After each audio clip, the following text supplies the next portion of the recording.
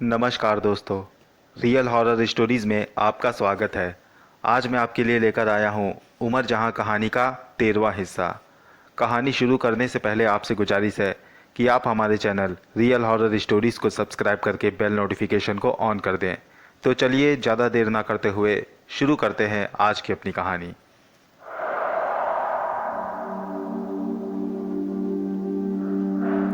उमर जहाँ अपने कमरे का दरवाज़ा खोलकर माया के सामने आ गई। अब वो दोनों एक दूसरे के आमने सामने थीं। उसने सख्ती से कहा, कौन हो तुम और मेरे घर में कैसे दाखिल हुई? माया हैरान थी ये सोचकर कि वो बच्ची उसे कैसे देख पा रही है। फिर उसे समझते देर न लगी कि ये वही पुरस्कार लड़की होगी जो इफरीत है। फिर उसने कहा, माया नाम है मेरा, मैं तुमसे ही मिलने आई हूँ। उमर जहाँ हैरान हुई और बोली, मुझसे मिलने आई हो, लेकिन क्यों? मुझसे तुम्हें क्या काम? माया बोली, मैं जानती हूँ कि तुम इफरीत जिन हो और जिन होकर यहाँ इंसानों की गुलामी कर रही हो। तुम्हारे पास तो कई सारी पुरस्कार ताकतें हैं, तो इन लोगों को तुम्हारी गुलामी करनी चाहिए। मैं यही सोचकर तुम्हारे पास आई हूँ कि हम तुम साथ मिलकर इन इंसानों पर हुकूमत करेंगे। उमर जहाँ ने कहा, मुझे इन इंसानों के साथ अच्छा लगता है और ये लोग मुझे अपने परिवार का हिस्सा मानते हैं। मैं इन्हें छोड़कर कहीं नहीं जाऊंगी। बेहतर यही होगा कि तुम यहाँ से जाओ। माया ने कहा, मैं तो तुम्हें अपने साथ लेकर ही जाऊंगी। मैं इसीलिए यहाँ पर आई हूँ और तुम्हें अपने साथ ले जाऊंगी। इतना कहकर उसने अपने हाथों में एक रस्सी नबूदार की और उमर जहाँ को चारों तरफ से उस रस्सी से घेर लिया। उस रस्सी ने खुद ब खुद उमर जहाँ को जकड़ना शुरू कर दिया। उमर जहाँ को शदीद तकलीफ होने लगी। उसने पूरा जोर लगाकर रस्सी के 2 टुकड़े कर दिए, फिर हाथ उठाकर कुछ पढ़ने लगी, जिससे देखते ही देखते माया पर आग के शोले बरसने। माया ने खुद को बचाने की बहुत कोशिश की, लेकिन वो बच न पाई। उसका जिस्म आग से जलने लगा। वो चीख पड़ी और तुरंत वहाँ से गायब होकर जमशेद के पास भागने लगी। वो चीखते हुए जमशेद के पास पहुंची। उसका पूरा जिस्म आग की लपटों से घिर चुका था। जमशेद ने उसकी ये हालत देखकर उसको आग के लपटों से छुटकारा दिलाना चाहा। उसने काफ़ी कोशिशें की, लेकिन वो नाकाम रहा। माया ने उससे कहा, लगता है ये आग मुझे जीने नहीं देगी। मैं आपको ये बताना चाहती हूँ कि जिस इफरीत की आपको तलाश है वो अनवर अली के घर में एक लड़की के रूप में है और वो अभी एक बच्ची ही है, लेकिन बहुत ताकतवर है वो। अगर आप उसे काबू करना चाहते हैं तो उसके बचपन में ही उसको काबू कर लीजिए, वरना बड़े होने पर वो अपनी पूरी ताकतों को पहचान लेंगी। फिर उसे काबू करना बहुत मुश्किल हो जाएगा। ये माया के आखिरी अल्फाज थे। इतना कहकर माया जलकर राख हो गई। माया की मौत से जमशेद सोच में पड़ गया।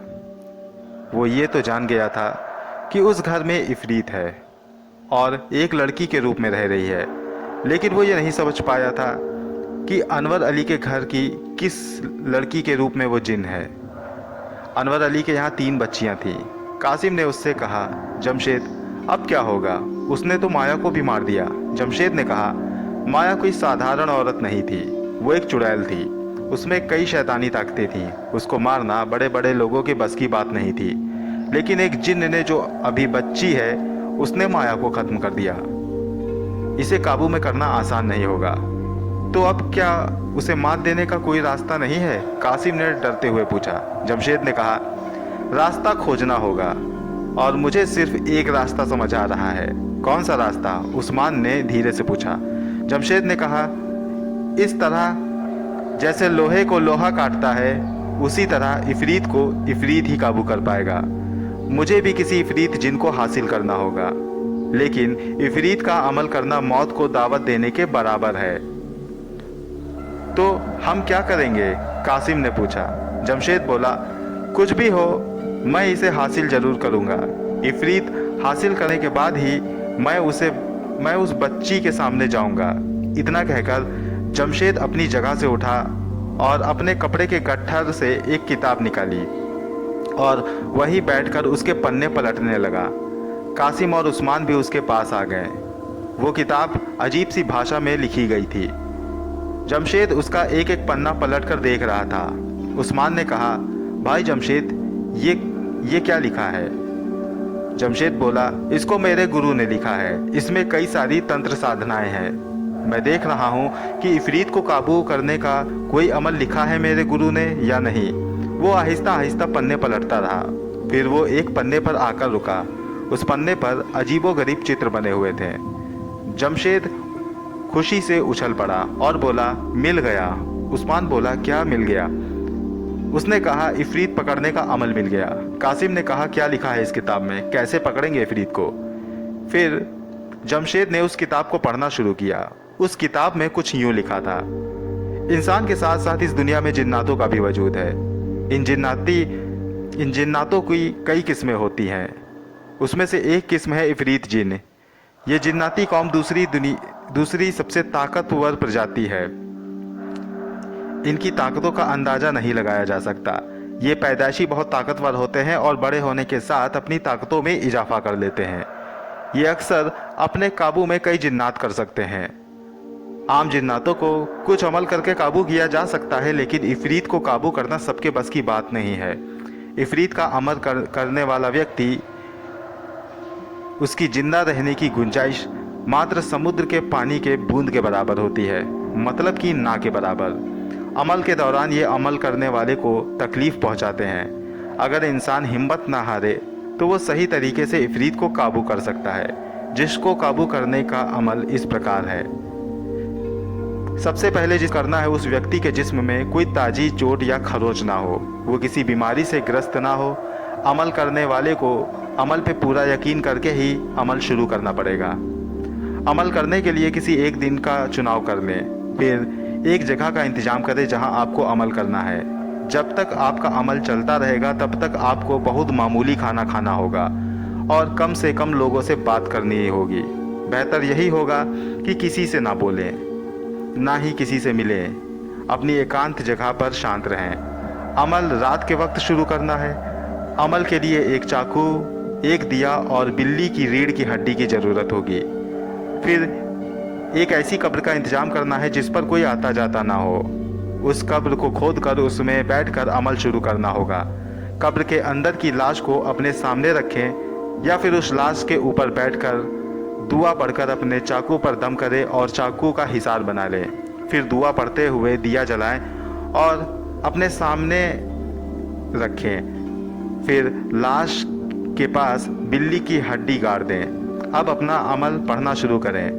अमल पढ़ते वक्त आपको कुछ अजीब ख्यालात आ सकते हैं। अमल करने वालों को हर तरह से डराने की कोशिश की जाएगी, लेकिन किसी भी हाल में अपने अमल को ना छोड़ें, चाहे कुछ भी हो जाए। अगर दिल मजबूत हो तो ही इस अमल को करें, वरना ना करें। इतना पढ़कर जमशेद ने किताब बंद कर दी और मन ही मन कुछ सोचने लगा।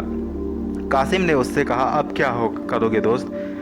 जमशेद कुछ देर चुप रहा, फिर बोला, अमल की तैयारी करो, मैं अमल करूँगा।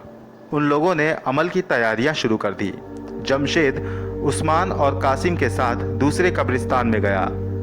रात को उसने एक कब्र चुनी और उसे खोदने लगा। काफ़ी गहराई तक खोदने के बाद उसे लाश मिली। उसने खुदाई बंद कर दी और कब्र के अंदर के हिस्से की जगह को खोद बढ़ाने लगा। अब कब्र के अंदर एक कमरे जितनी जगह हो गई थी। उसमें उसने ऊपरी हिस्से पर कुछ लकड़ी की तख्तियां लगाई जो छत का काम कर रही थीं। अब ऊपर से देखने पर यह कब्र सामान्य लग रही थी। कोई भी उस कब्र को देखकर ये अंदाज़ा नहीं लगा सकता था कि वहाँ नीचे कोई मौजूद है। फिर उस कब्र से होते हुए उन्होंने एक सुरंग बनाई जो भीतर ही भीतर कब्रिस्तान से थोड़ी सी दूर पर निकलती थी। सारा काम होने के बाद जमशेद ने कहा, उस्मान और कासिम, मेरी बात ध्यान से सुनो। मैं आज रात से अमल शुरू करूँगा। अमल के दौरान तुम लोग मुझसे कोई बात नहीं करोगे। अगर बहुत ज़रूरी कोई बात है तो ही मुझे बताने के लिए मेरे पास आना, वरना किसी भी हालत में मेरे पास मत आना। दूसरी बात, जब मैं अमल शुरू करूंगा तो हो सकता है तुम लोगों को कुछ अजीब लगे, जैसे कभी मेरी चीख सुनाई दे या फिर मेरी आवाज़ सुनाई दे। तुमको ऐसा लगे कि मैं दर्द से तुमको मदद के लिए बुला रहा हूँ। तब भी तुम लोग मेरे पास नहीं आओगे, सिर्फ हर चौथे या पाँचवें दिन पर राशन देने आओगे। कासिम और उस्मान जमशेद की बात बहुत ध्यान से सुन रहे थे। जमशेद रात होने का इंतजार करने लगा। इधर उमर जहां ने अनवर अली को माया के बारे में बता दिया तो अनवर अली उमर जहां के लिए परेशान हो गए। उन्होंने कहा, उस चुड़ैल को कैसे पता कि तुम एक जिन हो? इस पर उमर जहां ने कहा, वो एक चुड़ैल है, उसे मेरे होने का एहसास हो गया होगा और मैंने उसे देख लिया था, इसलिए उसको यकीन हो गया कि मैं कोई जिन हूँ जो उसे देख पा रही हूँ। अनवर अली ने कहा, ठीक है, लेकिन तुम होशियार रहना, किसी इंसान को इस बात की भनक न लग पाए। उमर जहां ने कहा, आप बेफिक्र रहें, मैं पूरी कोशिश करूंगी कि मेरा ये राज किसी को पता न चले। उमर जहां इस बात से बेखबर थी कि जमशेद, उस्मान और कासिम को उस पर शक हो चुका है। जमशेद रात होते ही कब्र की ओर निकल पड़ा। वो चुपचाप कब्रिस्तान जाने वाली सुरंग में घुसा और भीतर ही भीतर कब्र तक पहुंच गया। उसने वहां एक लालटेन रखी जिससे थोड़ा रोशनी हुई। फिर उसने अपना सारा सामान निकाल कर रखा और लाश के सामने बैठकर दिया जलाया। बिल्ली की हड्डी को लाश के पास गाड़ दिया। अब उसने चाकू निकालकर उस पर मंत्र पढ़ा और अपने चारों ओर एक हिसार खींच लिया। फिर चाकू अपने पास रखकर वो अमल करने लगा। वो सारी रात अमल करता रहा और दिन में थोड़ा खाना खाकर सो गया। फिर रात में अमल करने लगा। अब उसके दिन ऐसे ही बीत रहे थे। धीरे धीरे 4 दिन बीत गए, लेकिन अभी तक उसके साथ कोई अजीब वाकया पेश ना आया था। लेकिन 5वें दिन का अमल करते वक्त उसको कानों में कुछ सरगोशियां सुनाई दी। जमशेद खुद एक तांत्रिक था, वो अमल में होने वाली ऐसी घटनाओं से वाकिफ था, लिहाजा ये छोटी सी चीज उसे डरा न सकी और वो लगातार अमल पढ़ता रहा। जमशेद को रोज ऐसी सरगोशियां सुनाई देती रहीं, लेकिन वो खौफजदा ना हुआ। 5 दिनों के बाद उसे एक दिन अमल करते वक्त एक बड़ा सा सांप कब्र में दाखिल होता दिखाई दिया। उस सांप ने जमशेद को चारों ओर से घेर लिया। वो सांप काफी बड़ा था, वो आम सांपों से बहुत ज्यादा बड़ा था। को देखकर फुफकारता रहा और धीरे धीरे उसकी ओर बढ़ने लगा। जमशेद समझ चुका था कि यह मात्र एक वहम है। वो अपनी जगह पर बैठा रहा और अमल पढ़ता रहा। वो सांप जमशेद की तरफ लपका और गायब हो गया। जमशेद अपना अमल पढ़ता रहा। फिर उसने अपने कंधों पर कुछ महसूस किया, जैसे कोई कीड़ा उसके कंधों पर रेंग रहा हो। उसका शक बिल्कुल सही था। उसके कंधों पर एक बिच्छू रेंग रहा था, जो रेंगता हुआ उसके हाथों तक आ गया। वो काले रंग का बहुत जहरीला बिच्छू था। वो जमशेद के हाथों से रेंगता हुआ जमीन पर आ गया। उसके जमीन पर आते ही वहां हजारों की तादाद में बिच्छू आ गए। वो सब हिसार के अंदर घुस गए और जमशेद के ऊपर चढ़ने लगे। जमशेद अपनी जगह से बिल्कुल भी नहीं हिला। वो जानता था कि ये सब अमल होने वाली घटनाएं हैं, जो कुछ पल के लिए ही होती हैं। जमशेद लगातार अमल पढ़ता जा रहा था। जमशेद को उस्मान और कासिम हर चौथे दिन पर थोड़ा अनाज दे जाते थे और उससे अमल के बारे में पूछते थे, लेकिन जमशेद सिर्फ हाथों से इशारा करके ही सब कुछ ठीक होने की उन्हें सूचना दे देता था। कासिम और उस्मान भी उसे राशन देकर वापस चले जाते थे। जमशेद फिर से रात में अमल करने बैठा। वो अमल पढ़ता रहा और कुछ देर बाद उसे गर्मी का एहसास होने लगा। गर्मी आहिस्ता आहिस्ता बढ़ती जा रही थी और देखते ही देखते उस जगह आग की लपटें उठने लगी। वहाँ जमीन और मिट्टी की दीवारों पर आग लगने लगी। जमशेद का शरीर आग की आंच नहीं झेल पा रहा था, लेकिन वो अपनी जगह पर बैठा रहा, अमल पढ़ता रहा। आग धीरे धीरे जमशेद के सामने रखी हुई लाश पर लग गई, लेकिन जमशेद अपनी जगह से तनिक भी ना हिला। वो अमल पढ़ता रहा। आग की गर्मी उसकी सहने की क्षमता से बाहर थी, लेकिन जमशेद किसी तरह वहां बैठा रहा। धीरे धीरे आग भी बुझ गई और उस रात का अमल भी पूरा हो चुका था। अगली रात को जब जमशेद अमल करने बैठा तो उसको किसी ने आवाज़ लगाई। वो अमल पढ़ते हुए इधर उधर आंख नचाकर देखने लगा। वहाँ उसे कोई भी दिखाई नहीं दिया। कुछ देर के बाद उसे फिर एक आवाज़ सुनाई दी, लेकिन जमशेद चुपचाप अमल करता रहा। फिर उसे वहाँ पर किसी की मौजूदगी का एहसास हुआ। उसने देखा कि एक बूढ़ी औरत लाठी टेकते हुए धीरे धीरे